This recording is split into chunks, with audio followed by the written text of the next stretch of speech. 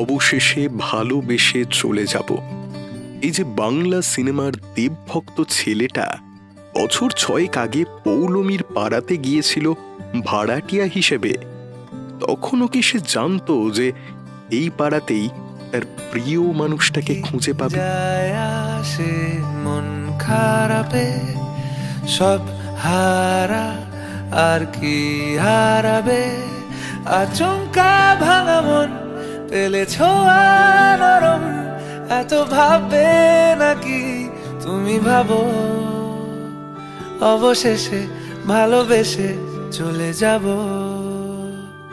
অবশেষে ভালোবেসে চলে যাব। ঠিক দেবের সিনেমার মতোই যেন এদের গল্পটাও। হঠাৎ পাড়ার মুদির দোকানে তাদের প্রথম দেখা, তারপর ওই যাকে বলে লাভ এট ফার্স্ট সাইট। প্রথম দেখাতেই এই গল্পের নায়ক দীপ গেল পৌলমীর প্রেমে পড়ে। ফেসবুকে দুজনের আলাপ থেকে প্রেমালাপ অবধি গড়ালো চল। মিলছে পায়ে পা, চোখ যায় জুড়িয়ে, ভাগাভাগি করে নেব পাবো যা কুড়িয়ে। তুমি দেখো আমি আমার ভাগটাও দিয়ে দেব, শুধু দেওয়ার ফাঁকে তোমার হাতটা ছুঁয়ে নেব। চেয়েছিলাম এমন, যা হচ্ছে এখন, যতদিন আছি ছেড়ে যেও না গো, অবশেষে ভালোবেসে চলে যাব, অবশেষে ভালোবেসে চলে যাব। এরপর যা হয় আর কি, ভিক্টোরিয়া থেকে ময়দান, ইকোপার্ক থেকে নিকোপার্ক, 6টা পুজো একসাথে হাতে হাত ধরে কেটে গেল দুজনের।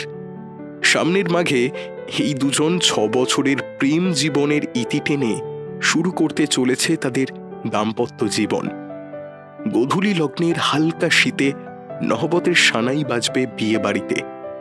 কফির গন্ধ যেমন মিশে যাবে চিকেন পাকোড়ার সাথে, ঠিক তেমনি রজনীগন্ধার মালার সাথে দীপ পৌলমীর 4 হাত এক হয়ে যাবে। মিলছে পায়ে পা, চোখ যায় জুড়িয়ে, ভাগাভাগি করে নেব পাবো যা কুড়িয়ে।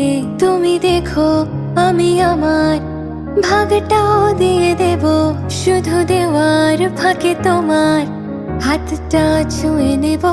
চেয়েছিলাম এমন, যা হচ্ছে এখন, যতদিন আছি ছেড়ে যেও না গো, অবশেষে ভালোবেসে চলে যাব, অবশেষে ভালোবেসে চলে যাব।